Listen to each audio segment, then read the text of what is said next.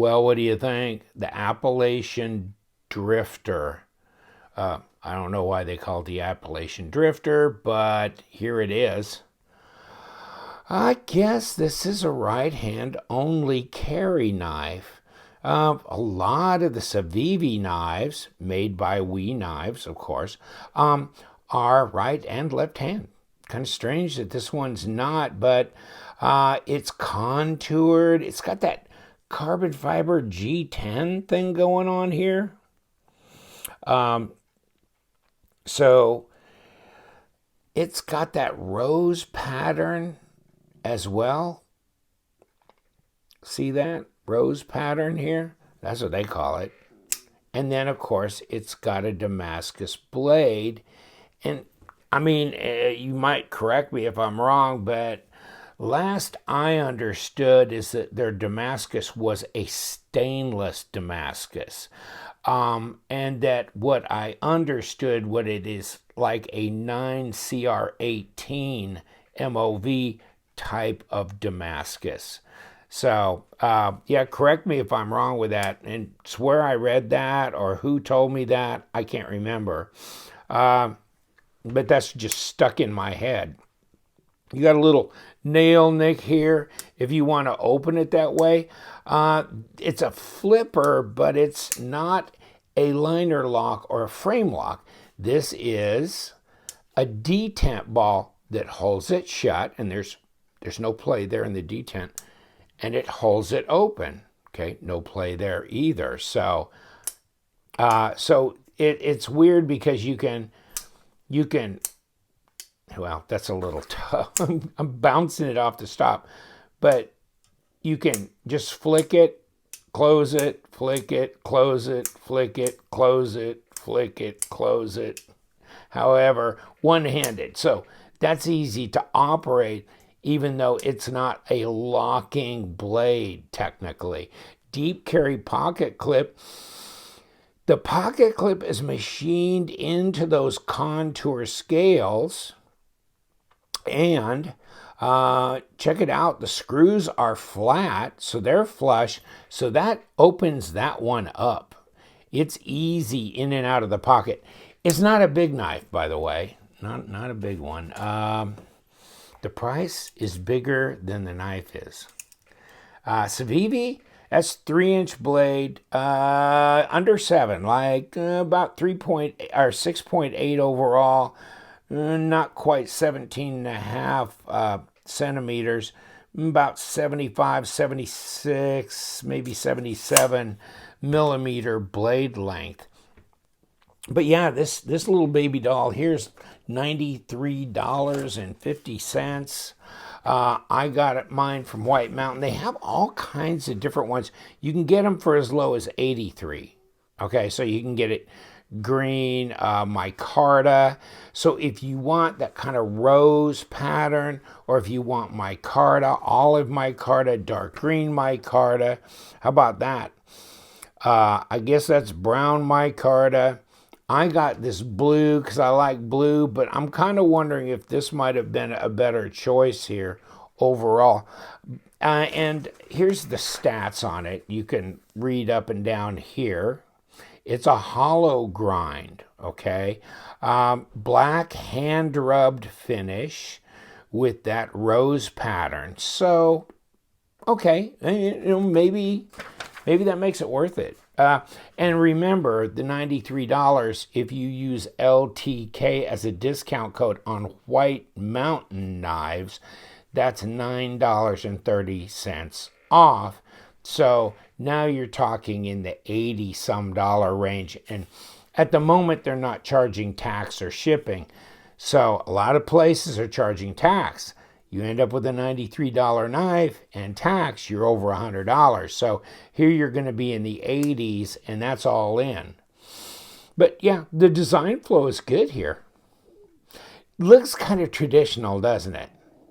It really does. It looks like a lot of case knives or just like standard, slip joint knives, except it does have a pocket clip and contoured scales that are carbon fiber G10. So that's crazy different as well. And then a stainless Damascus hand rubbed black washed looking blade there. Yeah, pretty cool. We're going to take this apart, of course, and take a look at how that is set up to be like that. The backspacer here, and then lanyard area through there, so it's flush here. It doesn't stick out or whatever. So it's a pretty clean look and pretty sophisticated looking. And you know what? It's not very heavy. Let me get my scale over here. And where are we? Ounces. 2.6 ounces at 74 grams. Okay. That's pretty decent. Now, I'm going to say maybe about 3 millimeter blade stock. Ooh, maybe less than that, actually. It looks like it's going to be, let's get that to make contact. Yeah, 2.5 millimeter. So, 12.6 millimeter, 0.49, not quite a half inch, but really close. And kind of this faux bolster look here. Fit and finish is good. You've got these steel liners in here, and we'll see how they're set up to function with the detent. Okay, so they're going to have to be anchored somewhere, probably back in here, to have those liners, and probably incorporated, through here in that backspacer, all kind of giving you that setup so you can get the right kind of detent play here. And I don't know if this is on washers or bearings. Let me let this go over the detent. I think I'd have to say washers, the way the action is from there. It's centered. And like I said, there's no play when it's closed, no play when it's open. So that's good. Ergos are fine. This is really neutral through here. I can get all 4 fingers on there. Reverse grip. That's fine too. It's kind of a cool gentleman carry knife, at 2.6 ounces. It's pretty light. Nice blade. Let's get a piece of paper and cut something, huh? Okay. Wow. Yeah, it's sharp, so that's good. And it comes in a nice box. I mean, at least they give you, a pouch and that kind of thing. This is the actual model number here, the 2015 DS2. Okay, black hand rub Damascus. The pouch, and of course you get the plastic it goes in, then you get a nice microfiber cloth, and then you get 2 stickers, and then your little paperwork thing. So, okay. That's nice. It's pretty good presentation. There's a lot of knives that are way more expensive that don't give you that. So there's that. Whether presentation or zipper pouch is important to you. I know some people go, I could just skip that and lower the price, throw it in whatever box. Okay. And then there's a lot of people that do care. So, it's really hard to please everybody all the time. But yeah, great design flow. Blade to handle length is really good. You're all the way there, even though you've got this backspacer wrapped around. And like I said, easy in and out of the pocket here. You can tell that. So, nice pocket clip set up on this knife. But, I do like that rose pattern. I think that's cool. But, this in brown or green micarta would be nice as well. And less money. So there's choices. There's choices. And, of course, Civivi getting a little uppity on their prices, aren't they, on some of their models? But here comes Sencut, right? So the Sencut brand is also part of the Civivi and We Knife family. They're selling them only on Amazon, but they're staying at the $35 to $45 level. So they've inserted that brand as one that is going to stay in that category. This one has been all over the place. Civivi, anywhere from $35 to right at $100. So they experiment a little bit more, different materials, all that kind of thing as well. And, you know, here's the Trailblazer. This is a slip joint, so a different type of knife, a little heavier, another ounce heavier, and it is 14C28N, okay? But this is not inexpensive either. This is in the 70-something dollar range. So 70-something, 90, 80, that kind of thing. That's where these are rotating to, although, you know, my Vexor was right at 52, and I love my Vexor. Yeah, it's great. Oh, I dyed this, by the way, so no, they're not available in blue or purple. I love the Vexor a lot, okay, a lot. It's a big, big dog, but it's a 9-inch knife. So you can see how small these are in comparison, but these are about the exact same size right here.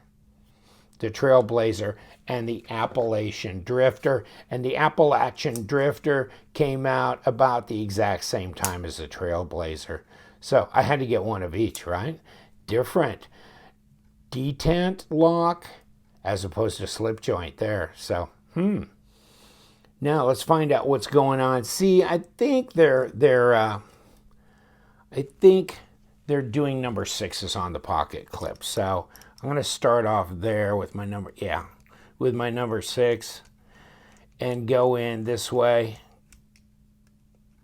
And let me see if I can get to the number 2 screw right there.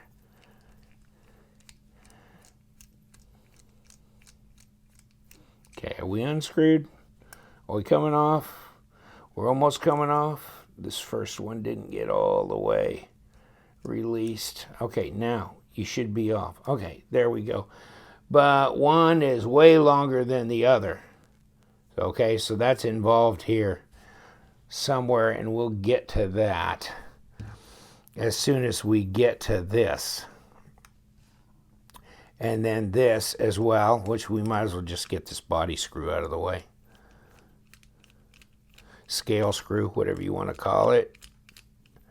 And then we can take the pivot and loosen that. And of course we've got this logo on the front, so there's no way to get into that, but that's hooked up to where it'll keep the pivot from turning, so you can get this pivot screw undone. And is that body screw going to come off on me?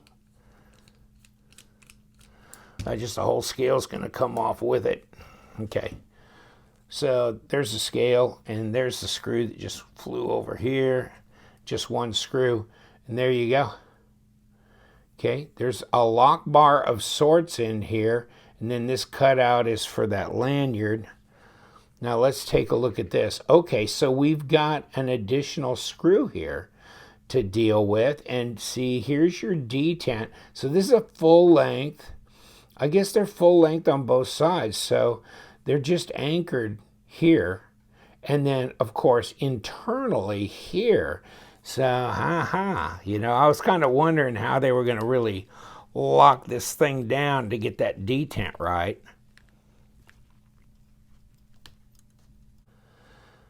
That's the thing I don't like about number 6s is there's the one I was initially trying to use, and you can see how that's rounded off there, right? So I always keep extra sets of these Weehaw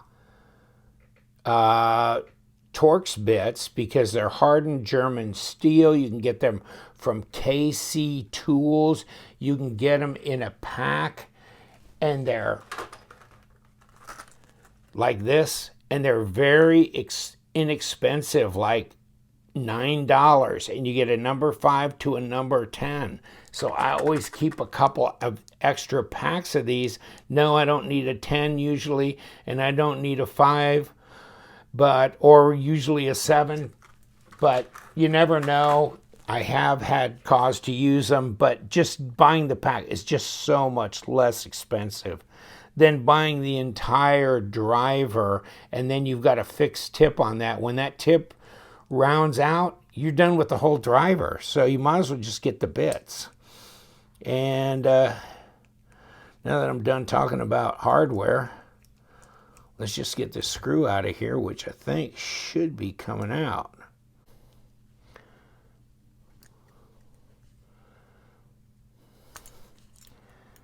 Okay. We're making a mess here. I don't know. I just never got this completely unscrewed, so I'm going to put a little pressure from underneath as I finish trying to unscrew this liner. Okay, got the liner off finally, but it wanted to hold on for dear life. Here's a little area where your bearings go, and yes, it does have bearings. I was guessing that it didn't have bearings. I thought it had washers, but it's got ceramic bearings on here.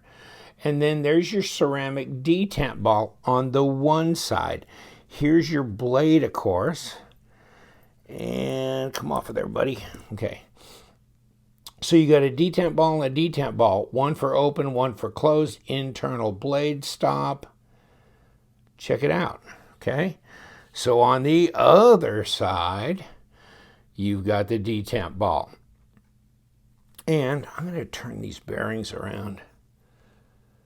Oh, by the way, push this through, and of course you've got a little machined hump right there on that. It's kind of hard to see it, but it's right there. And it corresponds with a little machined out area that's going to be tough to see here as well.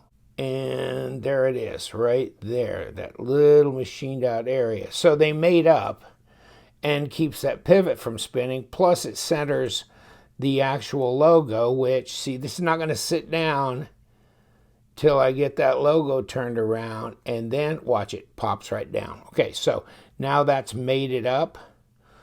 There's your internal. You can see the underside of that carbon fiber G10 rose pattern scale. How they do that, I don't know. That's just insane, crazy stuff. But here's all your bearings, and here's your back spacer. Goes right back on there. And then there's your bearings. Probably don't need really much encouragement there with the lube, but we're going to put it in anyhow. And plant this down here. Okay. Put bearings back on here, so we've got ceramic bearings.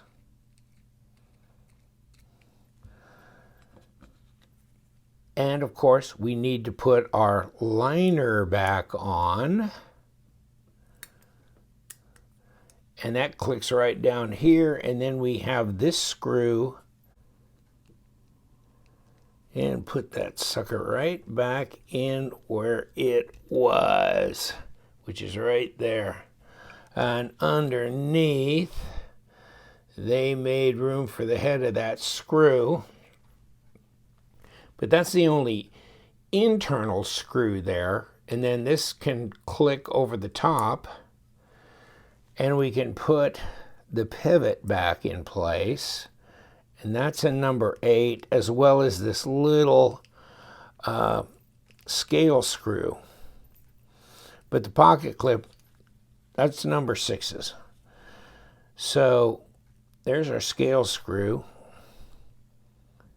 upside down and backwards. All right, got the scale screw back in. Come on. Ooh, doesn't turn very many times, and it's there. Okay, long screw, short screw, pocket clip. Drop it. Set you down. That's the long screw. And I'm just gonna snug you a little bit. Get the number 2 in here. And get it tighter. Come back to you. Okay, can I get in? Okay, there we go. Okay. We're all locked up and we're centered, but how's the action? Have I got enough pressure or not enough?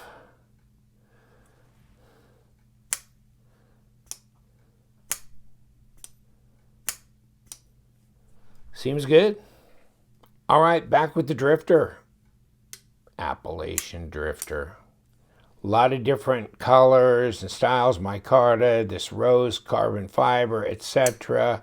The hand rub, black Damascus. Yeah, it's a cool knife. Doesn't have to be a locking knife for every knife I carry. And so, yeah, this is a pretty classy little folder. Yeah, I like the design, so that's good as well. Take care. You know what we do around here. We love them knives, so you guys stay sharp.